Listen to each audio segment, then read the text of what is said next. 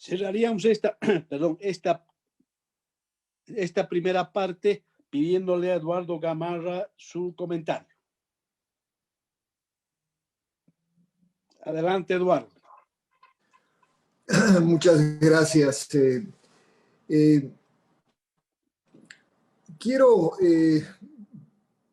primero, sobre todo, resaltar que agradezco enormemente a Roberto Lacerna y a todo el equipo por haberme dado la oportunidad de acompañar este estudio y ahora hacer algunos comentarios evaluativos, digamos, de lo que se ha logrado con este trabajo. Y quiero reiterar que este proyecto es muy importante y no quiero ser muy simplista, pero quiero resaltar la importancia del estudio, particularmente por el momento en el que se viene desarrollando este trabajo.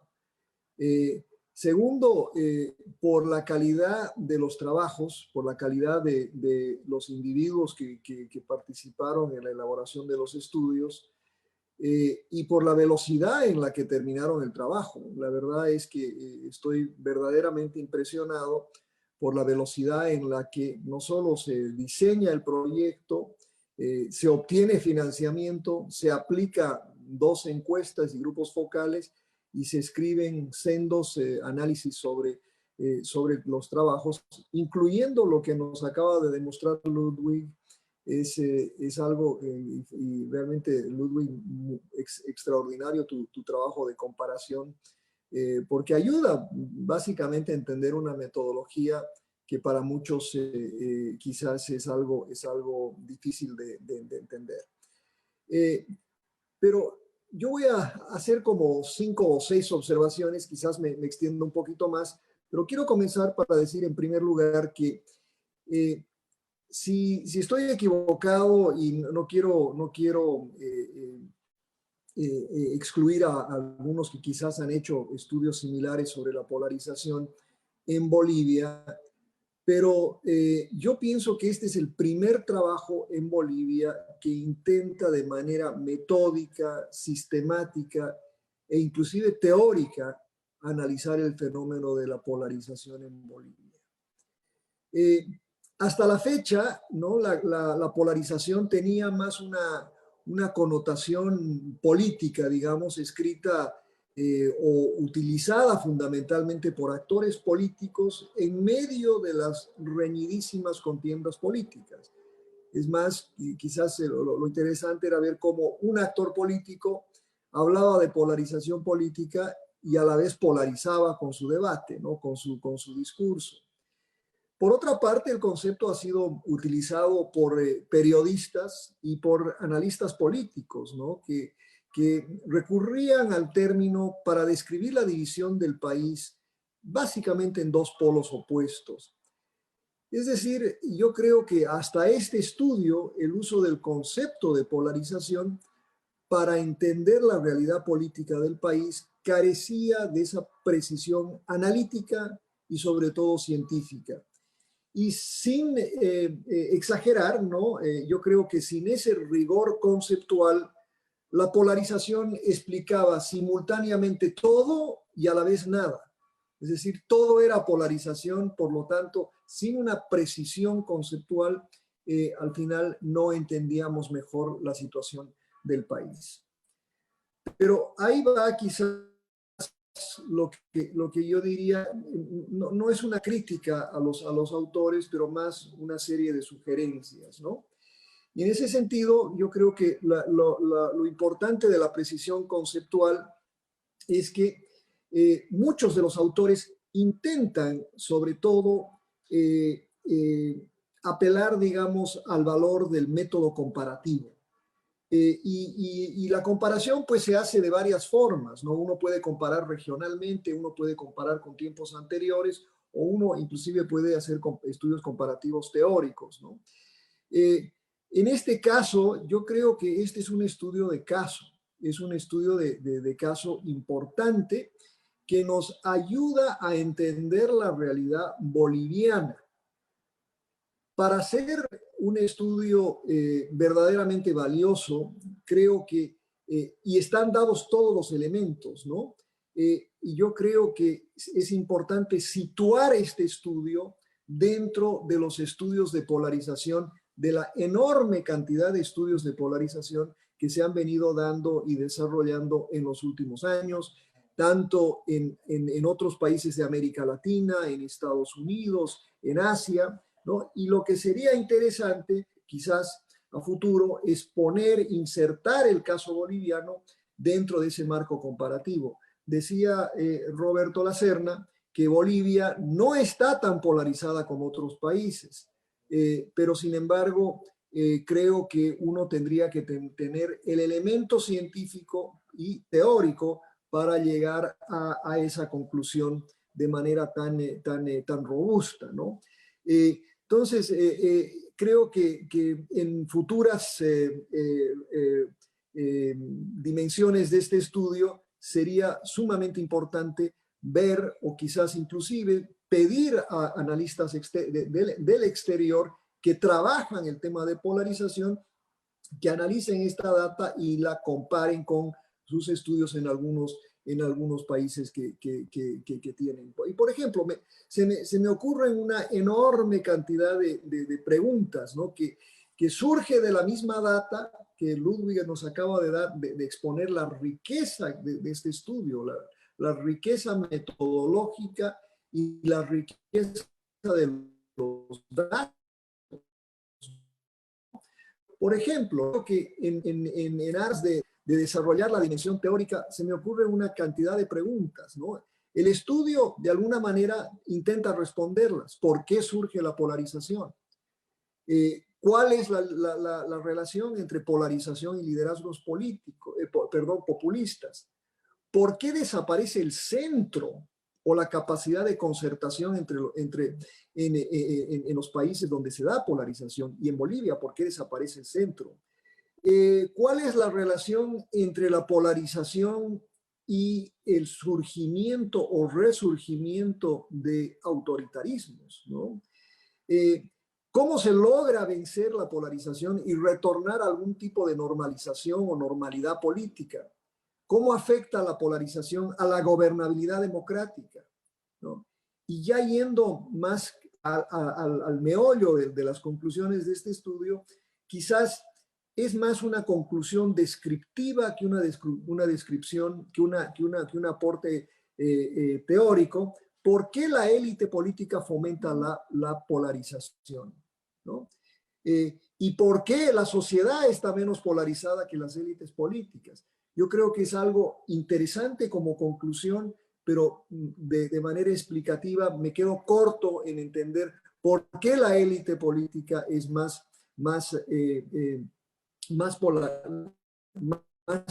polarizante que la sociedad en Bolivia. Y yo creo que en ese sentido, ¿no? También sería interesante, y creo que está todo dentro del índice que desarrolla la Serna para futuras investigaciones, que es el impacto de la polarización sobre la institucionalidad, ¿no? Antes de comenzar esto, hablábamos de eso viendo en la televisión, obviamente esas 4 horas tan tristes que acabamos de ver en CNN y de lo que sucede en Washington, ¿no? ¿Cuál es el impacto de la polarización sobre la institucionalidad democrática?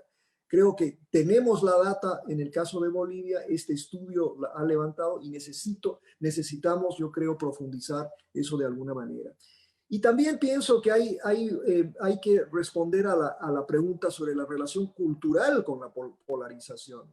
Muchísimos estudios hoy en día sobre el trumpismo, sobre el surgimiento de todo el movimiento Brexit, el surgimiento de individuos como Erdogan, como Orbán en Hungría, etcétera, hablan de la dimensión cultural de la polarización.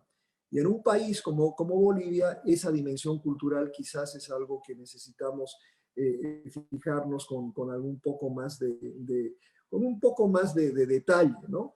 Y en ese sentido, pues creo que valdría la pena, por ejemplo, explorar una enorme cantidad de estudios. Voy a mencionar solo unos cuantos, como por ejemplo los estudios de Orçun Selçuk sobre Turquía, ¿no? Y la erdoganización de la política en Turquía, los estudios de Jennifer Sear, una exploración de la identidad y de la anti-identidad de la política a nivel subnacional en los casos de Perú y Venezuela, ¿no?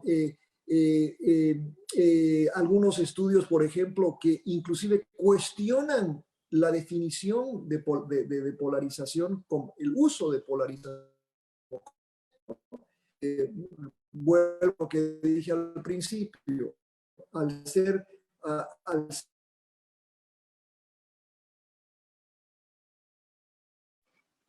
Eduardo, está fallando un poco tu transmisión, no sé es qué bien. dirán, un ¿Perdón? poco está cortada hace unos 2, 3 minutos, si podrías repetir. ¿Puedo repetir La se me, idea. muy bien.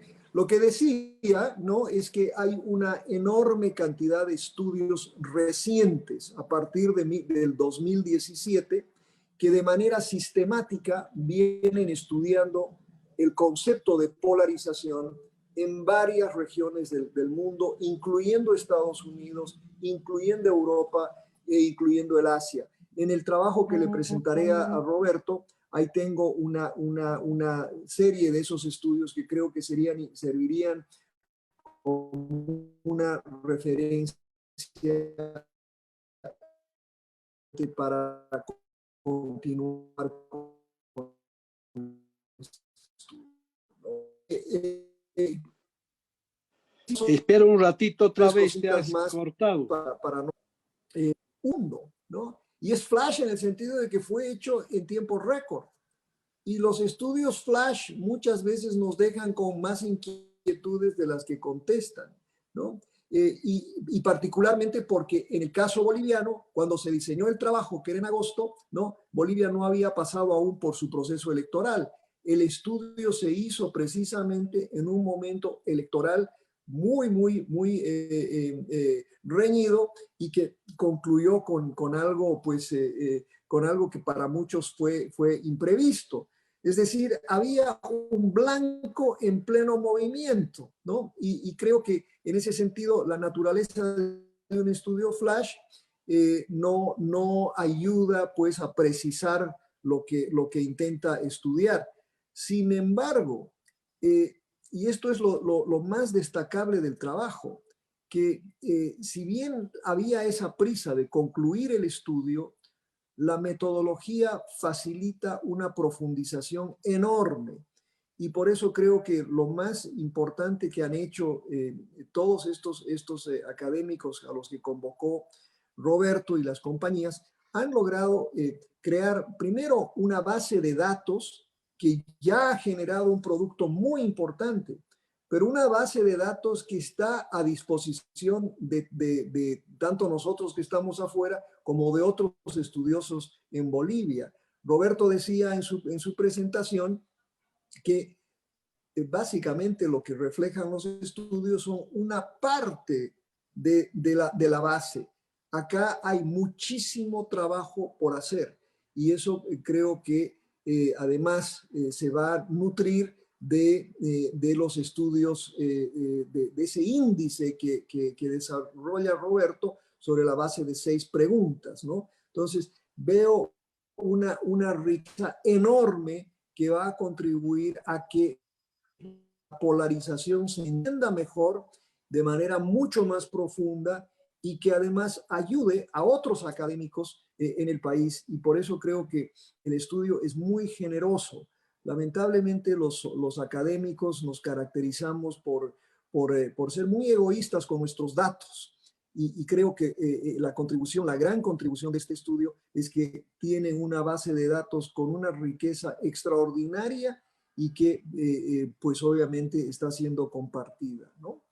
Entonces, quiero referirme a uno de los trabajos que es el trabajo de Arequipa, que hace intenta, ¿no?, hacer un abordaje al debate teórico sobre la polarización, que es un extraordinario y buen comienzo a ese debate teórico sobre la polarización. creo que entender la polarización en Bolivia parte de una definición conceptual y obviamente parte de esa riquísima base de datos a la que me acabo de referir. Bueno, continuando de manera muy rápida. Quiero resaltar esta idea, esta conclusión que la polarización en Bolivia es más fomentada por la élite que por la sociedad civil, ¿no? Y esto es muy importante porque de alguna manera contradice una gran parte de lo que viene diciendo la ciencia política, particularmente la ciencia política norteamericana, ¿no? Que durante muchísimos años en Estados Unidos y con una visión más global inclusive de la democracia, apostaba a que la élite, para que la democracia se consolidara, para que la democracia se sustentara, era necesario un compromiso de parte de la élite con la democracia, ¿no? Esto obviamente contradice esa visión, ¿no? Digamos, más marxista o quizás más de otros autores, inclusive del pluralismo, ¿no? De que son las masas las que tienen mayor compromiso con la democracia. El estudio de la Serna y su equipo lleva pues a esta idea interesante, ¿no? Que en Bolivia la élite parece ser la más polarizante y por lo tanto la que tiene menor compromiso con la democracia, ¿no?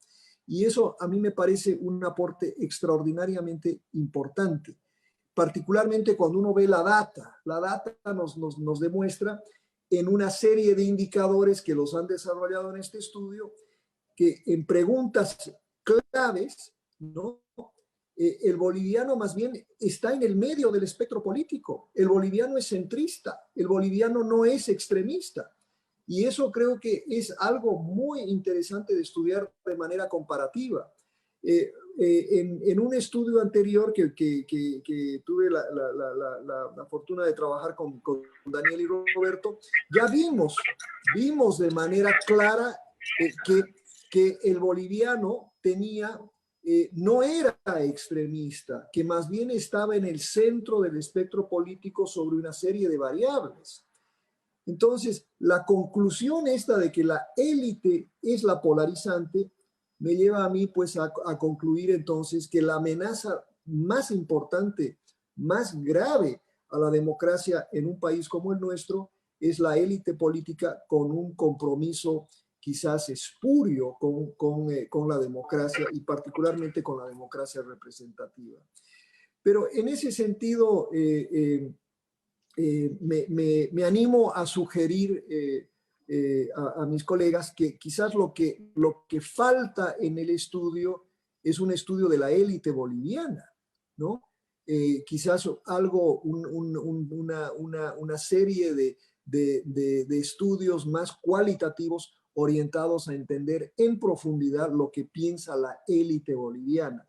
Y no me refiero solo a la élite política, porque también creo que habría que entender qué piensa la élite económica, etcétera. Vemos hoy a nivel más global y acá en Estados Unidos en particular, que también, y por eso me refiero a los estudios comparativos, ¿no? Que la élite tiende a ser hoy en día más polarizante que el público en general, que un electorado en general.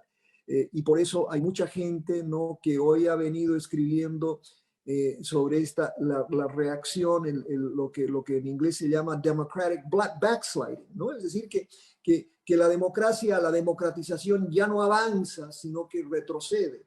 Y no retrocede por el compromiso de las masas, sino retrocede por la falta de compromiso de las masas, sino retrocede por la falta de compromiso democrático de la élite.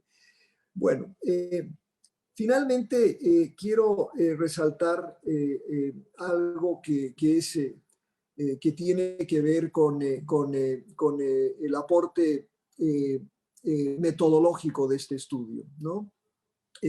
Y solo para reiterar algunas de las cosas que ya dijo Ludwig, para no extender demasiado.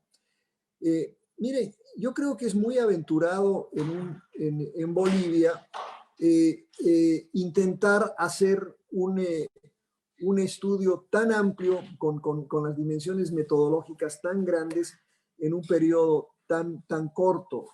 Yo dudo que haya un lugar donde se pueda hacer un estudio con estas características de manera tan rápida como la han hecho la Serna y sus colegas. En ese sentido, quiero, por ejemplo, resaltar esta combinación de la encuesta presencial con la encuesta telefónica. Mire, hay un gran debate a nivel global entre todos los encuestadores sobre el uso de las encuestas presenciales, porque son muy caras y particularmente en el contexto del COVID. Número uno. Número dos, hay un debate también igualmente fuerte sobre la utilidad de las encuestas telefónicas. Veamos que en Estados Unidos y en el contexto actual, ¿no? Por lo menos la tasa de respuesta es de alrededor del 9%, nada más. Y lo que lograron Daniel sobre todo, y esto creo que lo menciona Ludwig, pero quiero resaltarlo, ¿no? La forma en la que condujeron la encuesta telefónica es algo extraordinariamente significativo, porque no solo que generaron una muestra, sino que preseleccionaron una muestra aleatoria de manera telefónica, ¿no? Es decir, comprometieron a gente a que respondiera a las encuestas, ¿no? Por anticipado. Algo, yo les digo, yo hago muchas encuestas telefónicas en Estados Unidos y serían virtualmente, perdonen, tengo acá a Batman ladrando, sería importante entender la conclusión a la que llega Ludwig, que no hay una gran diferencia estadística entre los resultados de la encuesta presencial y la encuesta telefónica. Y por eso me parece que hay un aporte metodológico de parte de Daniel y de todo el equipo que Ludwig lo destaca, pero yo simplemente quiero ponerle mucho énfasis. Bueno, me quedo con eso para no tomarles más tiempo y ojalá pueda entrar en mayor conversación con ustedes.